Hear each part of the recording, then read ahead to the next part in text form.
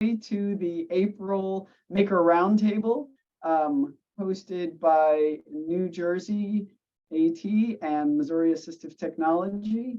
And that's all I wanted to say. And we are going to get a little intro from Peyton, the newest addition to Disability Rights New Jersey. Hi, everyone. So I just joined. I actually just got hired now. It's about 2 months ago at the end of February.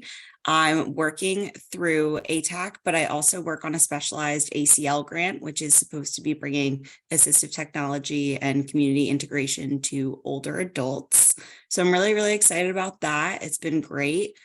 We're a staff of 3 now. I joined their team when they were just 2. So it's been really great. I'm really excited, and we're just trying to get the ball rolling on this new initiative. And it's a lot of outreach right now, but it's been really, really rewarding. So definitely very excited to see where it takes us.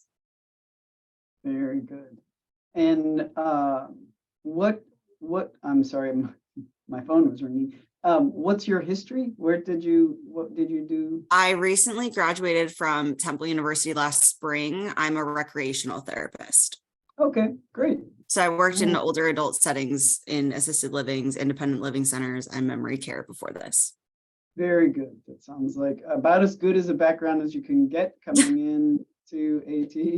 Yeah, absolutely. Yeah, kind of sideways into this field, it seems. Yeah. All right. And Cole, this is your first time joining us. Yes. Hello. I am Cole Glosser. Are you interested in a brief intro? Yes, of course. Hey y'all, I'm Cole Glosser. Along with Shannon Page, I work at the Technology X program, so the state ATX program down here in Texas. I graduated from UT Austin back in May, and basically the summer beforehand, I'd actually interned with TTAP, helping out with kind of the database management for inputting info on new device loans, whatnot. And now what I do from an actual position is coordinating our 3D printing efforts. We have recently, just yesterday or the day before, launched our 3D printing store, where people can choose a variety of AT, primarily around physical access mobility, but also like fun stuff such as fidgets and stuff along those lines. And then additionally, still in the process of looking to start our alternative financing program. So that's a little ways down the road. So primarily focusing on 3D printing as of right now. So yeah, I'm happy to be here. Awesome. I'm really glad that Shannon has finally let you come. No, just kidding. Who else is new to the group? Jane. Yep. Do you mind doing a little intro? Hi, I'm a teacher of the visually impaired, teacher of the deaf-blind, orientation mobility, cane travel. I work, I'm also on the AEM here in Missouri, a DEI committee, and my connection with MakerBot a lot started with Project Core, which are 3D printed symbols, communication symbols for the deaf-blind and kids with multiple disabilities.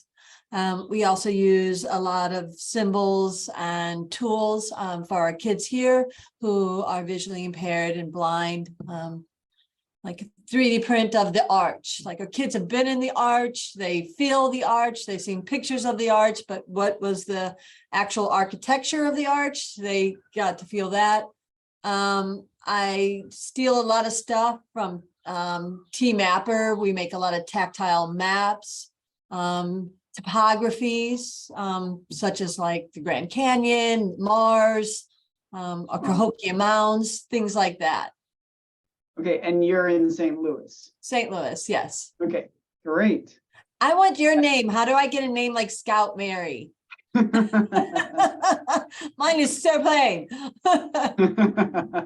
Well, Jane, there's some advantages and disadvantages to both sides of the name game.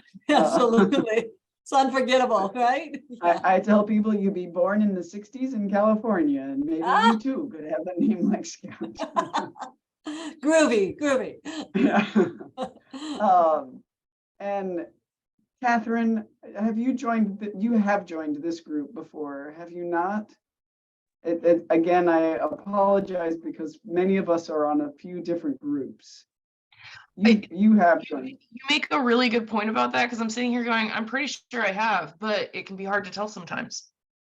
Right. Go ahead and you can introduce yourself and give a plug for your upcoming Earth Day webinar. My name is Catherine Crowley, she, her. I'm the program manager out at California's AT program, Ability Tools.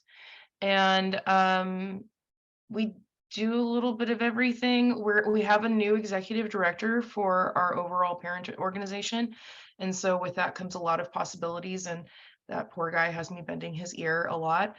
But I'm trying to really get us into the AT Maker activities, just especially when it comes to those cost saving potential, I mean, especially shoot, just the key guards for your iPads, the markup when you buy those from a vendor is just ridiculous. So yeah, that you can ask me any questions you like. My plug for my Earth Day event. We're having a cool Earth Day event coming up next week on the 25th. I sent out an email to probably some of you guys, honestly. But we're going to be doing a really cool sort of rundown of items that AT that would make it really accessible to be able to garden, depending on whatever level of gardening you're interested or able to do. You never know. Some people are in apartments on the 8th floor.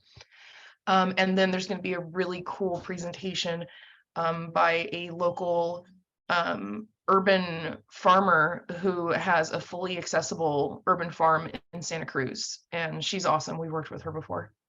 So, Nice. if you guys are If interested. you want to drop the link in the chat in case anybody didn't get the email, you can do that. I will do that. Thank you, Scout. Yeah. And then Jennifer, you've been a few times, correct? Yep. Yep, I'm a And speech language pathologist in Wisconsin. I have a private practice and work in a local school district doing assistive technology. Awesome. All right. Anybody else? Ken, Bill, or Shannon, if you want to, say anything. You guys have been around. Right, we've been around. So Colorado, Texas, and Missouri are you three. So we're pretty well represented today, which I think You is got New kind of cool. Jersey to California, up Colorado, down to Texas. Wisconsin to Texas. Wisconsin, we Right, need to get Jennifer? some Washington and Florida, and then we'll have everything kind of. Yeah, of the whole thing. So there's no particular thing. So I am, if I haven't, I think I reported in a 3D printing group, I am finally actually 3D printing, and I'm very excited. I actually have a silly little, we have some black metal shelves, and I put out some bright yellow paper, and I only have gray filament. So I put out this bright yellow paper and put like the 6 things I've 3D printed on the paper. And my boss texted me and he was like, "Is this your art installation?" Yes, absolutely. But I've already gotten 2 requests for my little toothpaste squeezy thing. I'm on my way, right? I love So the I finally toothpaste joined thing. the world. It's very popular. Right? Yeah, With the official name of toothpaste squeezy thing. yeah. Yeah, so I've had to troubleshoot my printer once, and otherwise it's not printing today, but it's been going really well. I have yet to go into key guards, so Catherine, I might hit you up because I don't know how to resize things yet. So I've got lots of people that I'm looking at that I don't know who I would hit up first, but I don't know how to do that.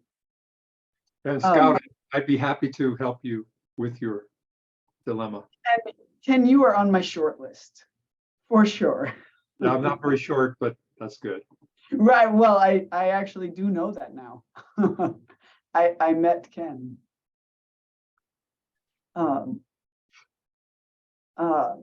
Does anybody have any current struggles that they want to bring up? They want to discuss anything going on? Oh, Bill, I just figured out why you're coming to Kansas City. 'Cause you're AOTA going to conference. AOTA. Yeah, I'm going to be there. cool. I We'll have to catch up. I just got a slide in for Friday through Bill Binko. Hey, okay. Yeah. Yeah, we should definitely touch base. I'm only there Friday, Saturday. I'm doing the rest of it Oh. virtually from here. I remember you saying that, which is great. Good for you.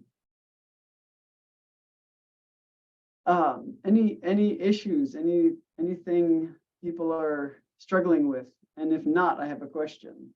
So I added, I added, the TTAP site that Cole just put together so people in the state of Texas can order, just so you can see it as an example. Because Cole's put a lot of work on that. We're pretty proud of it. And then we'll hope to grow that. So we've kind of set that up. And then we do also have our first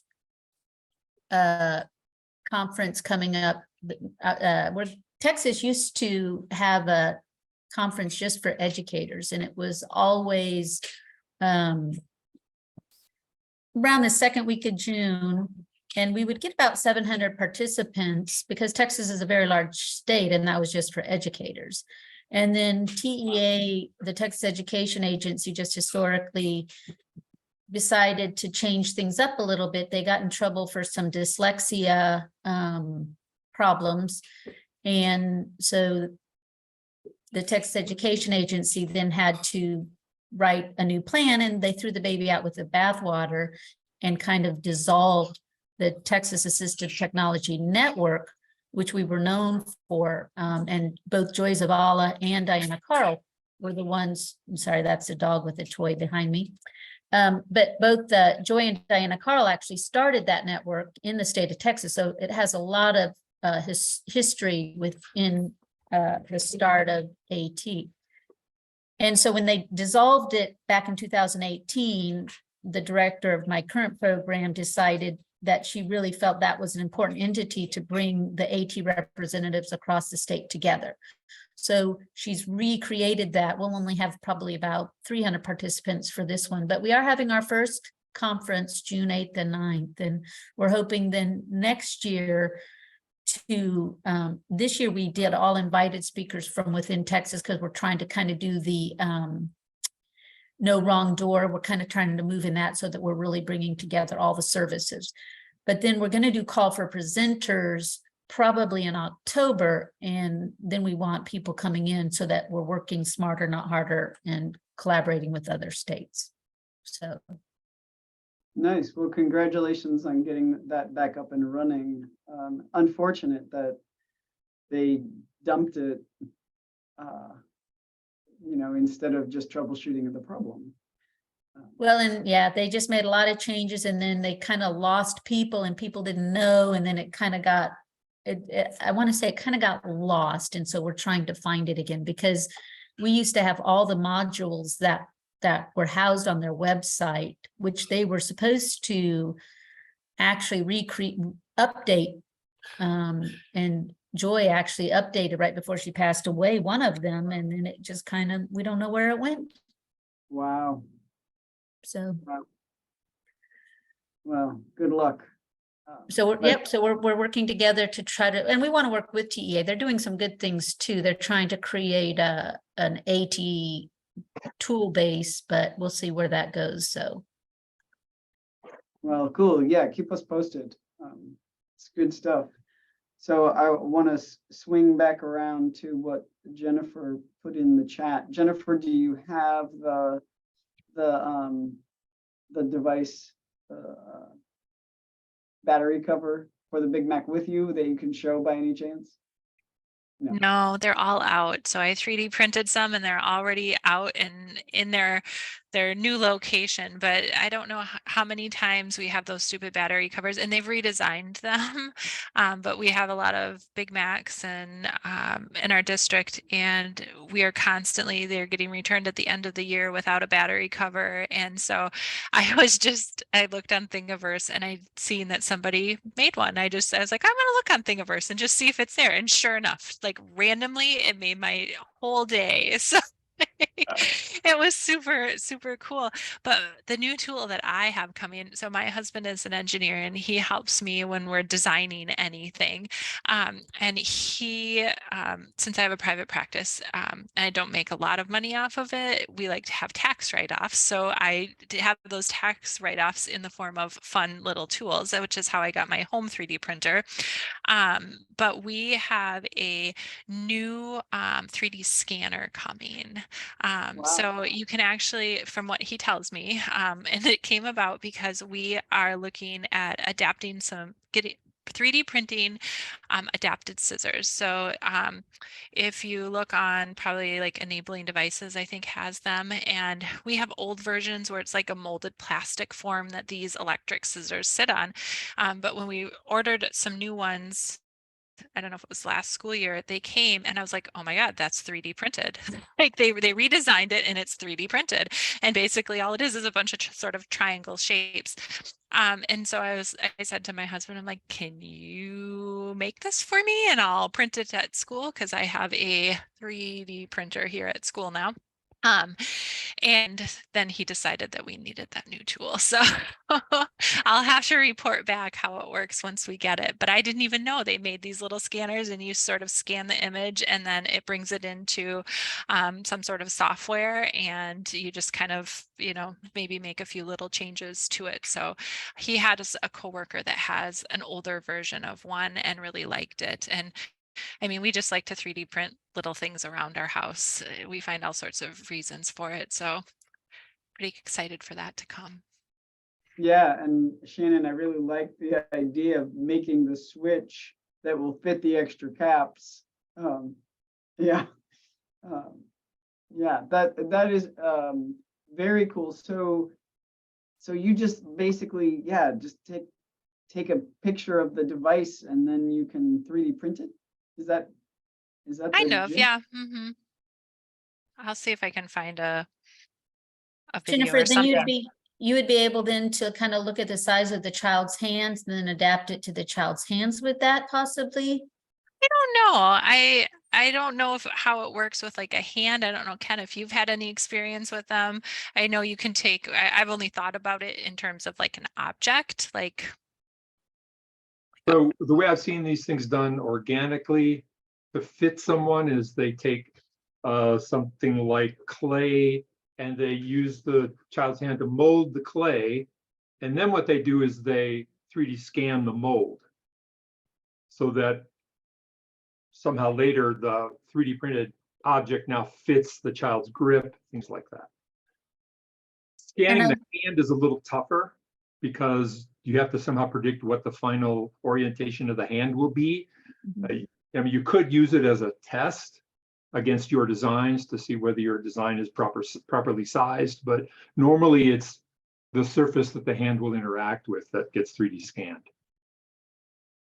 So Ken, I was just at a little demo for one of our hearing groups. And so what they're doing now for the cochlear implants is they're actually taking pictures and using that technology and sending, instead of having old ears, they send that to the company and they're using that technology to fit the ear molds. Right. So that makes sense. Wow.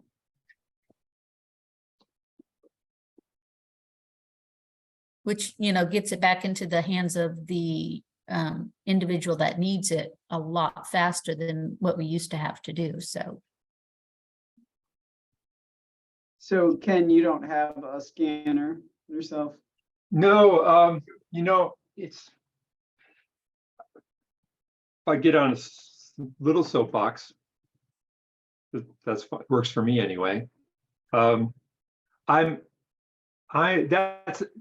scanning objects to me is closer to really fitting a particular person. And that's really never been my business case. I always want something that fits a variety of people.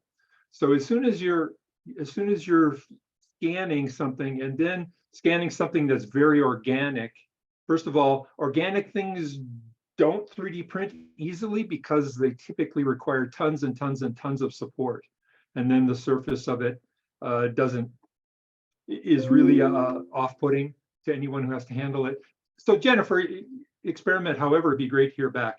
But as soon as you go organic, it's hard to model it other than scan it.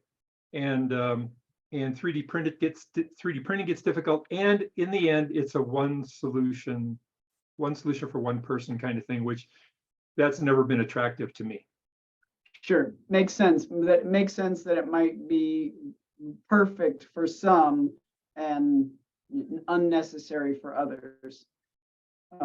The other thing I kind of think about is when you're scanning somebody's device, is that I mean, I don't know what the word would be, like patent infringement.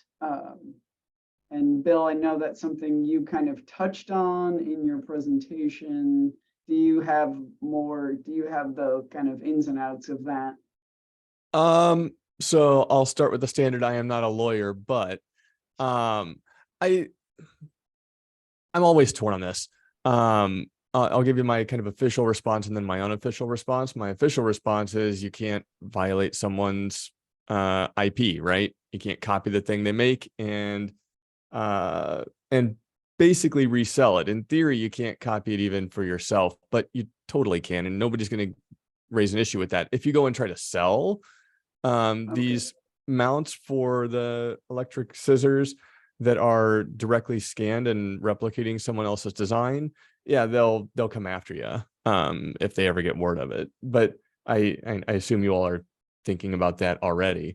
And then the other unofficial side of this is I'm not sure the exact scissors that you're trying to deal with. Let me take a look at this. I don't know if I want Scout to pause the recording here, but look at that price tag. That is criminal. It is downright criminal. And I would recreate that in a heartbeat. I don't know that I would sell it, but I would recreate it for my own use and sure might lend it out to someone and not ever worry about getting it back in a heartbeat. So that's me. The scissors you can buy on Amazon for like $15, you know, Exactly. like it's and that's the struggle, and they don't last. Like we have a pair that are broken right now. So Yep. it's not, and could you change that enough to say, like, I don't think something like that is, you could patent it even, you know, like I don't know, like, and you can change it enough that it's going to be different, right? I mean, it's Velcro, it's Velcroed on. Like it's a base with scissors Velcroed on. So could you change the base to look somewhat differently? You Jennifer? know, like Jennifer, I'm having trouble figuring out what comes here because unless the scissors must also come with it, I guess, because I see the batteries. scissors come with it, and Okay. it has a plug, so it's switch adapted, and it's not a battery interrupter.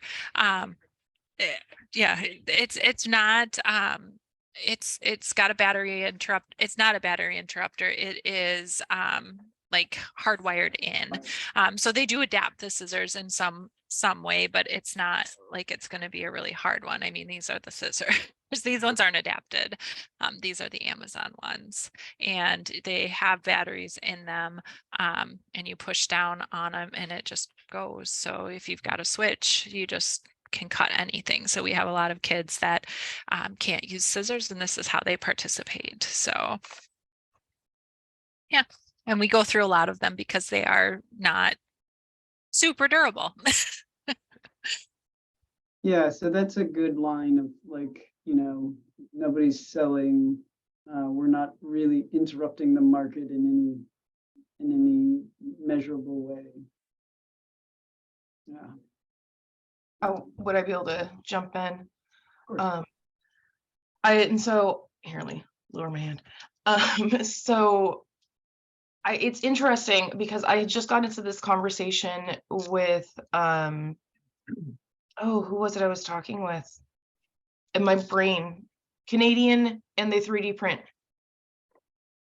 Makers making Makers change. making- Thank you. At ATAA, I was talking with them, and because I had similar concerns. One of my hobbies, because apparently I don't get enough AT at work, is to make board games accessible. I have a literal board game room. Like, I'm in the middle of styling it out to look like an old school tavern to facilitate our D&D nerdiness. And so I have a number of family members and friends who have disabilities and a wide variety of disabilities, and we make adaptations to the games to make them accessible for everyone. Particularly my little sister, who plays all of the games with us, and so it's all a process of getting things put into like plain language for her and more easily manipulative tools. Sometimes those meeples are too tiny, right? The interesting thing is that I'd like to get that information out to people, but IP, right? You've got this issue where you have some people, game makers like Isaac Childress, who's like, yes, please do whatever you want with my games, and you know, make your own characters and make your own classes, and if you do something cool, I'll even publish your stuff and credit you. But then you have other people who are litigious as heck, right?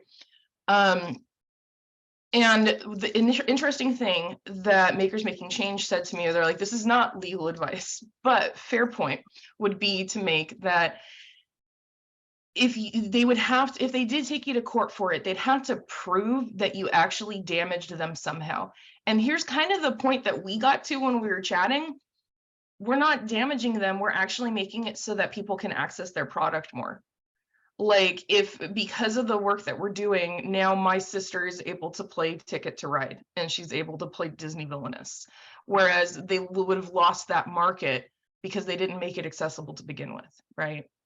And so like that might be something to think about. Again, not remotely telling you guys what you should do because I have zero legal background, but it's an interesting thought, right? Like it's not like we're taking away something from them. But then when we get to like these where they're the ridiculous markups on that 3D printed device, that's a different story.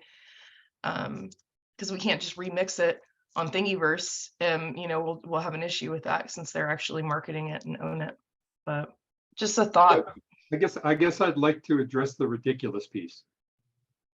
So if you bought one of these at $79.95, I'm guessing we're probably talking about a good $5 worth of filament there. Whatever wear and tear on their printer. Somebody has to assemble it, package it. I don't know if they charge shipping separately. They have to support it. They did whatever technical work it was to switch adapt it. Let's say they're making $30 on this and they're selling, who knows, 5 of these a month. I kind of lean toward the support people who are trying to support a community we care about, because rarely do they gouge, even though you might think they are. By the way, that $208 there, that's for 3 of them. You might think they're gouging, but oftentimes they're not making a lot of money. This is a side job at best. And the other thing I'd say to Jennifer is, if this scissors is what breaks all the time, then what I'd say is find a more reliable scissors and base your design on adapting that more reliable scissors. And then you're actually offering something brand new and of value to the community.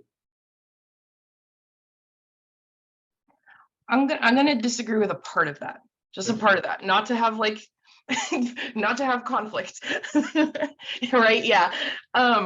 So the beautiful thing about 3D printing is that there's STL files, and I have 3 people who create STL files, sell their products that I interact with in the gaming community. And the way they support their community is they have the option to buy it all pretty and shiny and printed, and you can have it sent to you and it's great to go. Or they have it so that you can download the STL file for $5. And that actually overall is a more of a profit margin for them because it just exists and makes money for them passively, right? They just send you a file. They even have different licensing for if you want to be someone who sells this product on Etsy, you pay a certain amount to be able to have the license to be able to resell the item without it being a problem, right? And so I don't necessarily feel like just because somebody's making a product for a niche market that their intention is to enrich a community.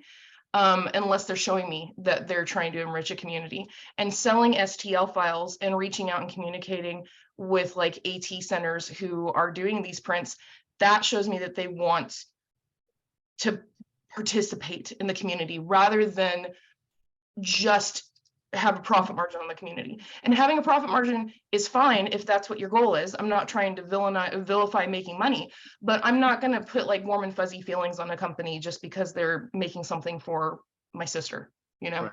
And I'm not trying to put warm and fuzzy feelings. By the way, I forgot the whole support aspect of this, which is also a cost for them.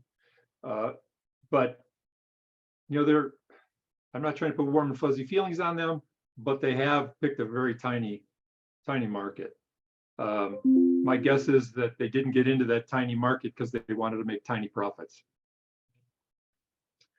But I just think there's a whole lot of, I really wanted to make a presentation at some point, but I need to do some research first. I have worked in the commercial world for 3 decades, making products, selling products, supporting products. And so I have a sense of all the work and cost that goes into getting something to market. We haven't even talked about how much of their profits they have to give to enabling in order to even get it on this page. And I think people who work in this field, the service to people with disabilities, they don't have that experience. And so they just look at a price and say, oh, my gut feeling is that's a high price. But your gut feeling is off. That's like me sitting there and going, well, why can't you teach this kid to do this? My goodness, it's such a simple task. Because I don't know what you know. So I just say, err on the side of they're probably not gouging. And you'll be right most of the time. I think it's I feel like it's a both and. That we look at the prices and they are very high for so many things, but you know, they're not selling 18 million widgets, you know, they're selling 100, and it does make the cost higher. That is something that I usually try to say is, you know, we never want to take business away from a small company. But what I don't take into account is that the small company is selling to enabling devices and you know, losing even more of their margin there. So let me talk about something I'm doing that is clearly a ripoff of a company, if you want. But and maybe we do need to stop the recording. Right. I mean, how many times have we like, should we recording? So I think I've showed this to you guys in the past, but probably most people haven't seen it. So this is something that I designed along with 2 other volunteers I got in contact with from Makers Making Change. So this is, oh, and Shannon has one. This is a Voice It. It reads an RFID tag, and there are like a huge number of ways you can find an RFID tag. They're really cheap, but it reads an RFID tag, reads the word or words that are encoded on that tag, and then just plays a voice file, a WAV file that corresponds to that tag. So there's a little bit of electronics in here, but you build this for about $130. Oh yeah, and it also it works with our bliss symbols, Nice. But you can do anything. And I came back from CSUN. I wasn't that happy with the conference management, but I saw some really fun things on the exhibit floor, and one of them is this. Because I've been looking for something like this for a while. So this is an Embraille embossing printer from View Plus.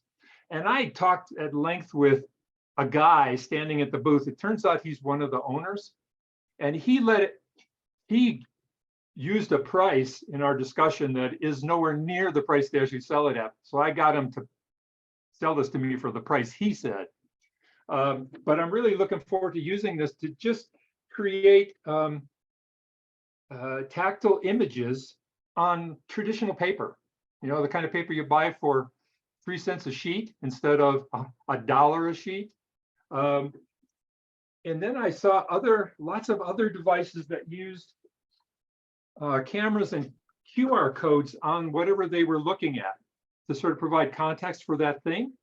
And then I thought, wow, what if we could add a QR code module to this? And so instead of using RFID tags to trigger that voice file, and that voice file could be, you know, somebody reading an entire page of a children's book.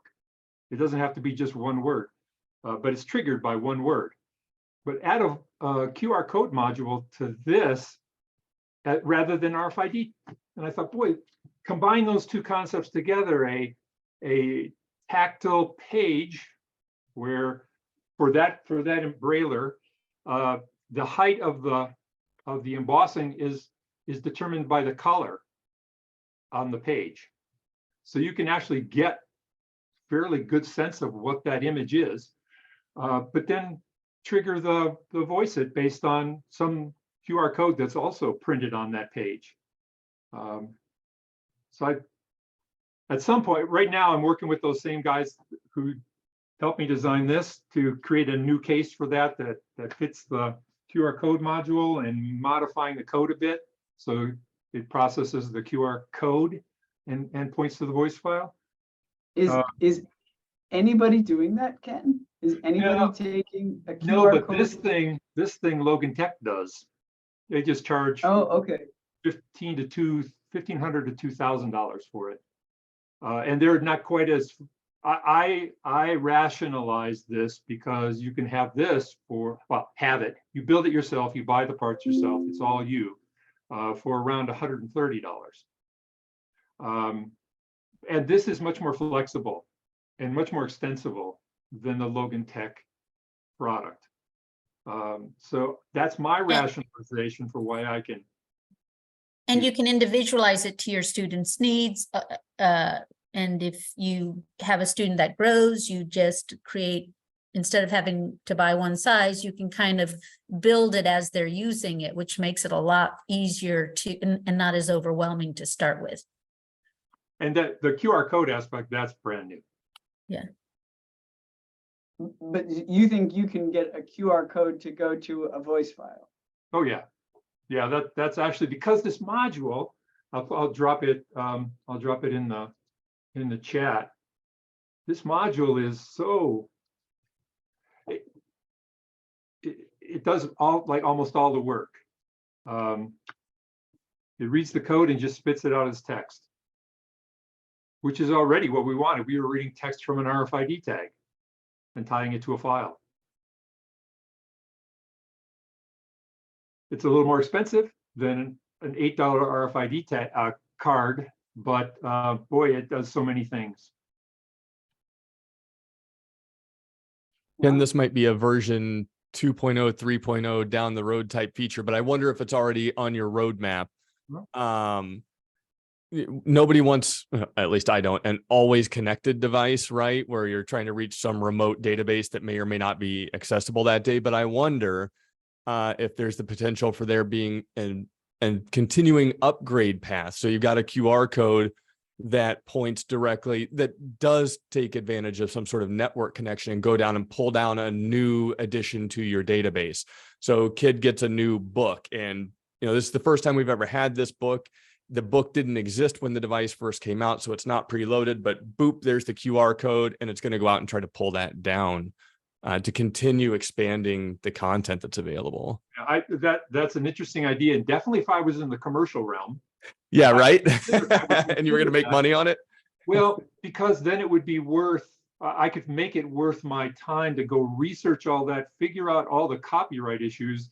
I'd have to link to some sort of merchant interface so that people Sure. can pay for it.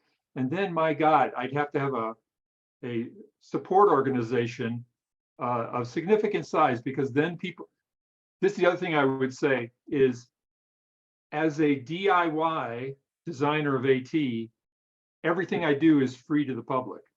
Yep. It's amazing how accepting people are of your work when they don't pay for it.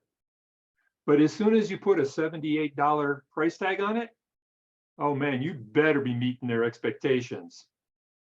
Or they're going to express their concerns on Facebook and Twitter and Yelp. Or they're going to make their own. Right. Oh yeah. And I almost would like to see, I mean, just working in a district, having a finite budget, even like the voice that I built it and, ran it. I'm not an engineer like my husband. I had to ask him many questions, even though your directions were phenomenal, because ultimately like a part that we received didn't work the way it was supposed to, or, whatever. So there was some troubleshooting with it, but I don't think like you're going to see a school district, the average person off the street necessarily be able to build a voice it. Maybe they have a techie cousin who can help them out or whatever. But I think about like so many people are so interested in that off the shelf technology, and iPads are expensive. I get that all the time for communication devices. Everybody wants to use a Kindle Fire because you can get them cheap from Amazon. I'm wondering if there's a way to just even take and build a program that utilizes existing technology that can do something like that. Or use a student Chromebook, and can you build an app that you can load on a student Chromebook that utilizes the camera, or, like something where it's just existing technology that's out there rather than even building something like the Voice It. Yeah, it's not Chrome or Chrome OS programming. That's not my skill. But yeah, it might be. And I think about that because then, like Bill, what you were saying, then that access to an upgraded file database, that just becomes easier because you're already connected via Wi-Fi to maybe some sort of cloud database where you can just put something like that. So Jennifer, where do you find the content though? So I was thinking the first experiment of this, I'm going to rip off Goodnight Moon. But that's copyrighted material. Unless I have ChatGPT writing. Yeah, but you have the Marrakesh Treaty, so you've got if you are a teacher supporting a student, you can, if you own the book, you can use that book to make any adapted materials for that student who has a reading or print disability. So because you're not selling it, so that's where I think every school district went through this process with COVID. And can my librarian read a book and put it on YouTube? Or, like, what does that accessibility piece look like? Yeah. But even me, I mean, I created my own Voice It files and very easily, and figured out how to load them on, and I adapted a book with I had my little ding, my bell, and it turned the page like old school, like when we all grew up, or maybe some of us, and yeah. And I thought about it and introduced it to some of our teachers for some of our ID students that aren't reading.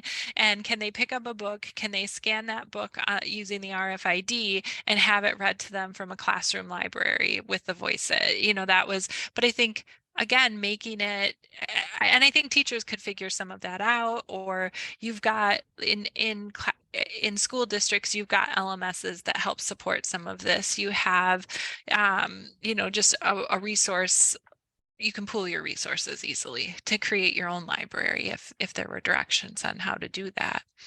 And where where I see the benefit of your voice hit, Ken, for that kind of where we're going, because there's a lot of, I can get an iPad to read pretty much any book in some way, shape, or form. But when I'm working, like I had a little visitor here this weekend, he's got an attention span of 3 minutes. And so he's not going to be listening to that.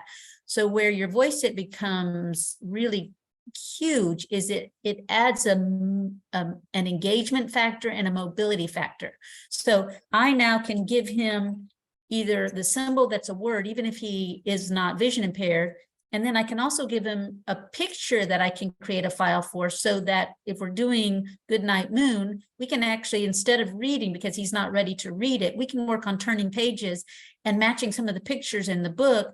And then he gets that engagement of taking the picture and putting it on here, so that I'm creating, because where I come from, by the time I get a child at 3, the pediatricians have told them that you as a parent needs to be reading to your child, or you're a bad parent. Parents have tried, and you've created an aversion to books. And so I have to come back at 3 when I get these kiddos and create a love for just holding a book, when in fact, anytime you've been given a book, you're expected to sit and listen, and you're not ready for all of those stages. So it's really where your device, I think the coolest thing is I can make it more engaging so that you're in control of it, but we're learning some of those pre-literacy skills to get you ready for listening to some other things. So there's a lot I can do with this in regards to that. Well, I want to use ChatGPT to write a children's book for me that I can own, in essence, quote unquote. And what is there? There are similar tools for creating images. Mm-hmm. I just need a good story. I think it should Well, be I'll give you Child a million good Scout. stories. Make it about a bunny. No bunnies. Make it about a shark coming out of the lake eating. Oh, there you go. No, but all the good books are about bunnies, Shannon. Just kidding. I would like to ask, can we go back to one of the topics from the very, very beginning, or at least beginning as far as when I came in here? Well, Bill, so- if you go back there, then we'll all go with you. And if we want to move on to other stuff, that's fine too. But I wanted to come back to Shannon shared, and I think I saw that Cole did a lot of the work on this ordering process for 3D prints through TTAP. So I'm interested in this because we're trying to do something very similar here. Not identical, different enough that I'm not worried, but I want to pick your brains a bit.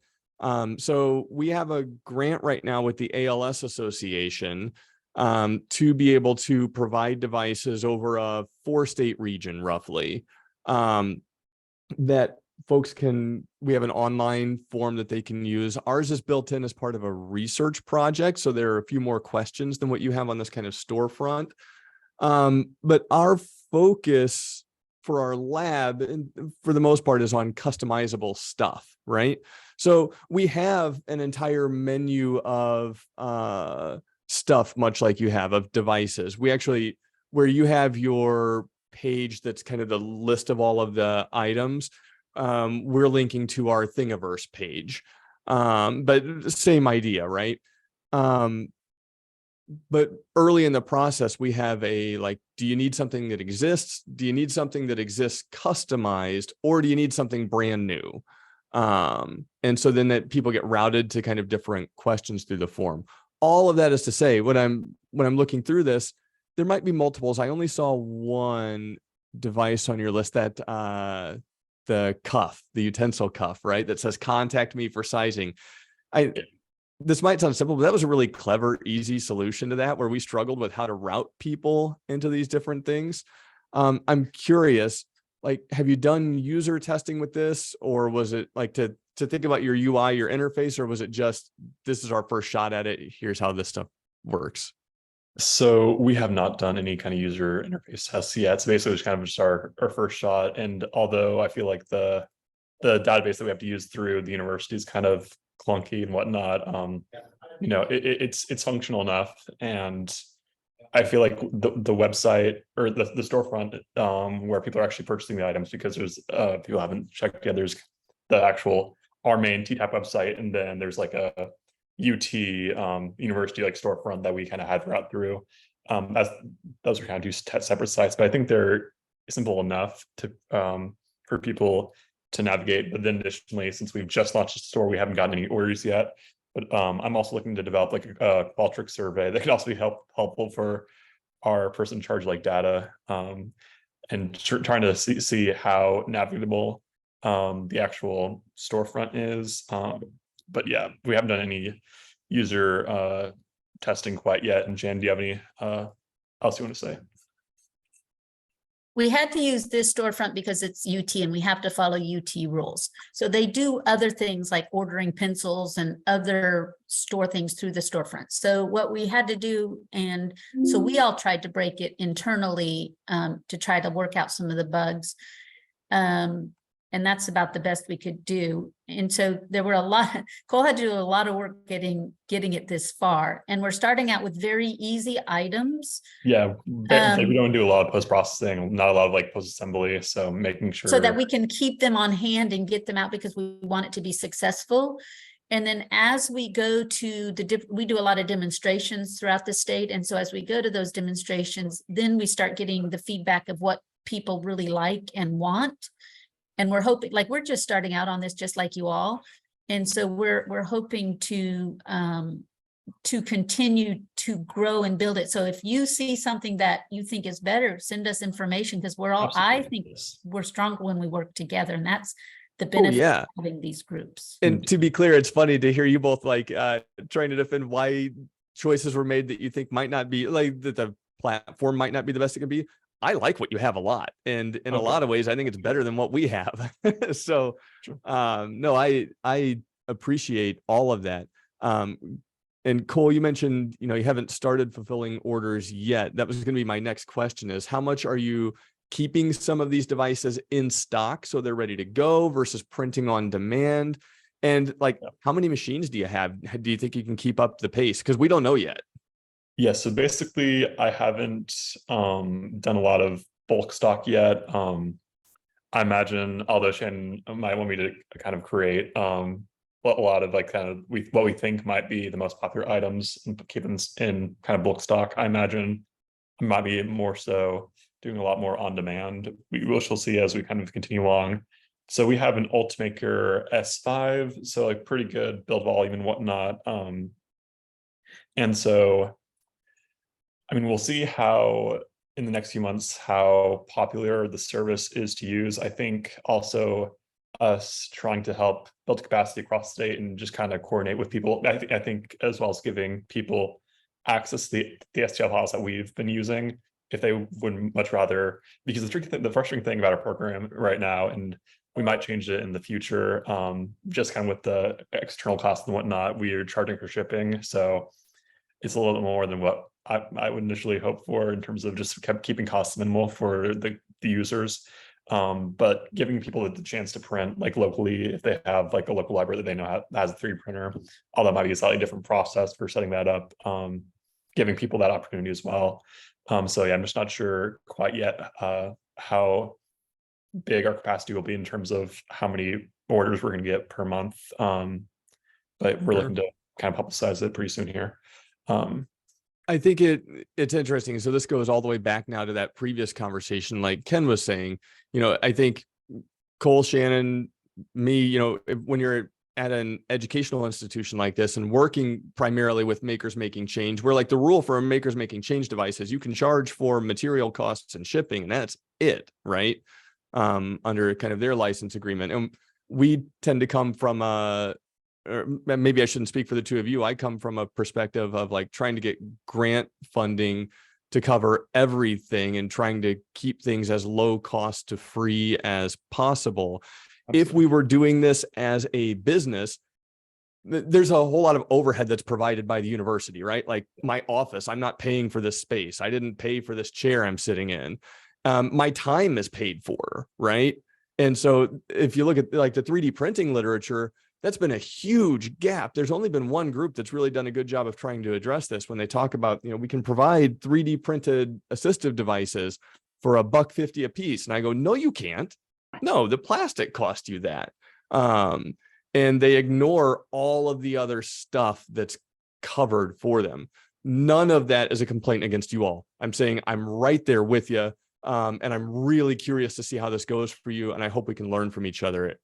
If I could get contact information for you two, like, Yes. or I need my walking Bill, the one same of path. one of our biggest projects is not this in regards to 3D printing, but it's building connections within Texas. So we've got some smaller groups where we're working with our AT teams within the schools to start working with their engineering departments.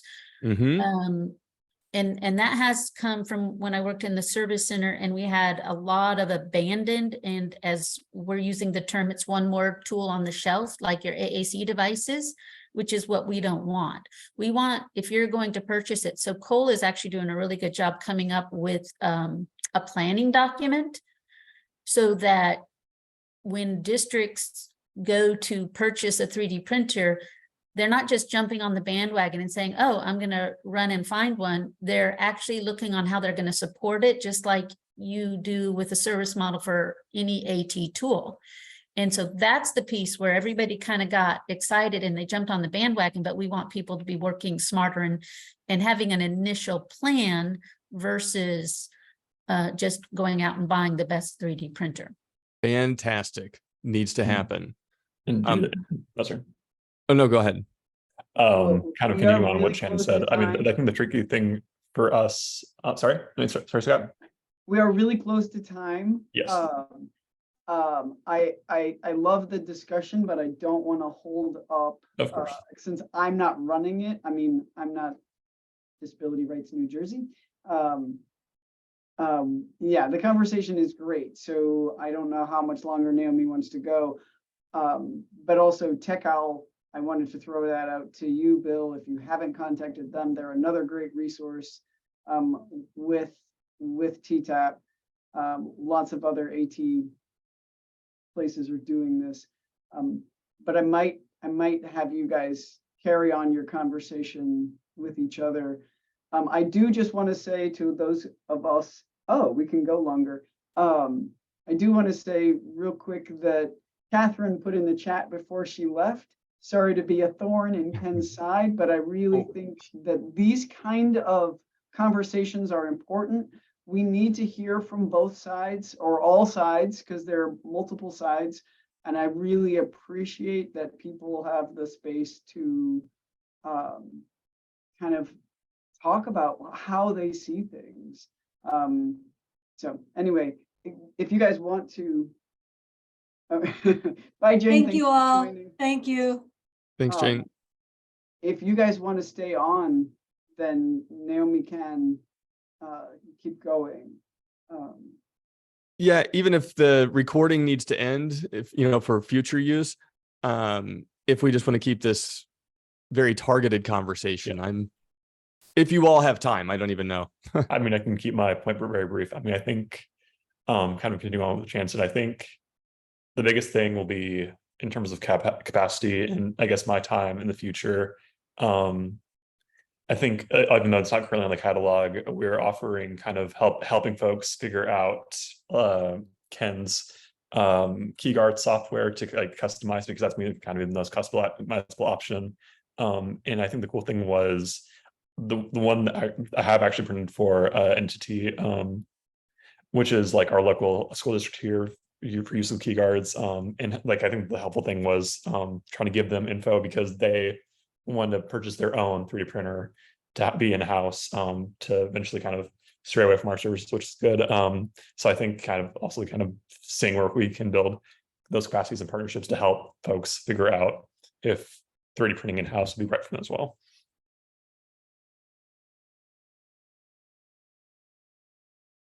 Excellent. So I was go going ahead. to comment, backing up on this and what Scout said. The biggest thing I see is the time factor that people don't account for, and that's the time of learning how to use the 3D printer, the time of evaluating 3D printers for your program, the time of actually troubleshooting on your 3D printer. And I've been in some of the AT Maker AT 3D the AT Act 3D group. And, they're talking about, well, I had to spend an hour and a half troubleshooting the 3D printer. I don't have an hour and a half to troubleshoot a 3D printer, because that's an hour and a half I'm not doing getting ready for the conference or working on trainings or doing something else. And so there are times when that's a nice break for me, but that's not my primary goal for my position.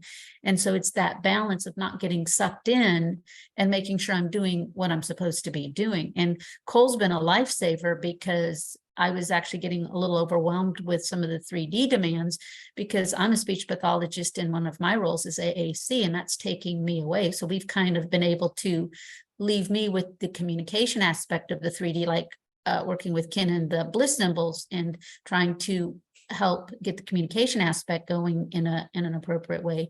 And then Cole can do more of the access and everything else.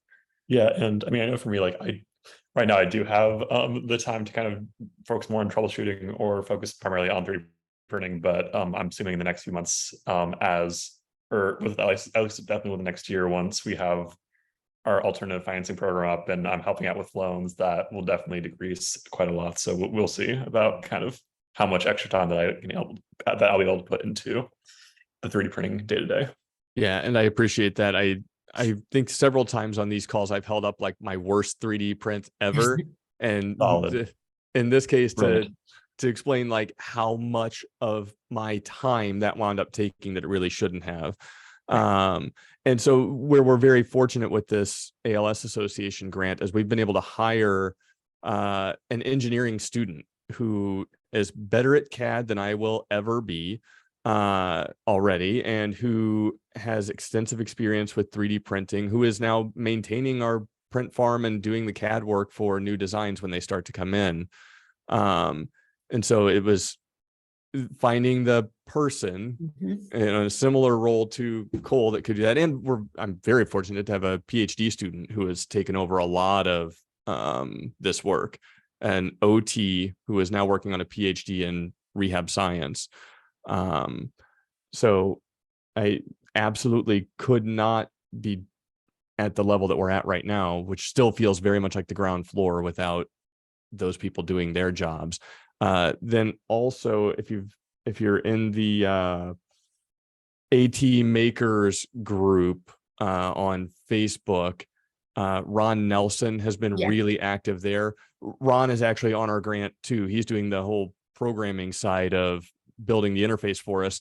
And depending on how things go, we may pull him into some of the more complicated CAD work too, because he's incredibly skilled. I think that's where it's really important, Bill, because a lot of the teachers went out and got these 3D printers and they were the one more on the shelf. And if they could start working with the students who are then printing for a purpose, and I just found a really good article, which Scout, will you have the list that you could share it? I sent it to Ken already, but it was a really good article, and I thought it was really thoughtfully done out of Europe, where they talked about combining those engineers with the people with disabilities to have like a better aspect of what they're doing. So let me see if I can find it real quick, and I'll put it in. I don't have that. Like a co-design process? Yes, and it was really well done article, and I think that they had a lot of things on this is the direction we need to be going in, which I thought was really good, because it's still new technology and we're still at the beginning stages of it, and we're starting to see the bugs come up, and we need to be working together to problem solve those bugs before people are wasting a lot of time. Because coming from a school district, my kids need my time as a speech pathologist, and I need to start working with those engineers like Ken, so that we're working together and doing better together than I could ever do on my own. Yeah, and the way we're approaching it with ALS clinics is for 10 years now, I've had people saying, oh, good, so the goal is we need to have a 3D printer in every clinic. And 10 years ago, I was right there and thought that was the case. But now with 10 years of 3D printing under my belt, I say absolutely not. Most clinics should not have a 3D printer in them for all of the reasons that we've cited and more. And so our approach with the ALS Association is we'll serve as a central place. You've got the clinician and the person who's going to wind up using the device who can work together to define what they want. We'll collaborate with them on what is possible, and then we'll make the sucker and send it out, kind of providing that centralized way to do that part of it so that you don't have a speech path or an OT sitting there trying to unclog a nozzle for 3 days while they can't miss the billable hours. So that printer's just going to sit there broken. Right. I've been in enough classrooms where that's the case, where I've walked in and been asked to, hey, can you help us get this thing up and running? I sure can, but what are you going to do when I leave? And clinics are in the same spot. So we're trying to offload that part of it for them. Yeah, and I think there's space for volunteers. Our last Tech Act 3D printing group, we had Adam Jennings from Enable come in, and I do think like students and volunteers, community volunteers, even if we can somehow engage them to do the troubleshooting of the 3D printers in the classroom, so the teachers don't have to know how to troubleshoot, but if they know how to print the bliss symbols or whatever it is that they're trying to get, I mean, really, I think there's potential for volunteers to support. I don't think that solves the problem, you know, of getting 3D printers and everybody is magically happy. You know, that's not going to make it happen. But And I'm so sorry, everyone. I know I'm the one that dragged us into overtime. I just got a text from my boss. I forgot I had a noon meeting. So All right, we'll carry this on next We should all time. go. this was a and, lot more fun.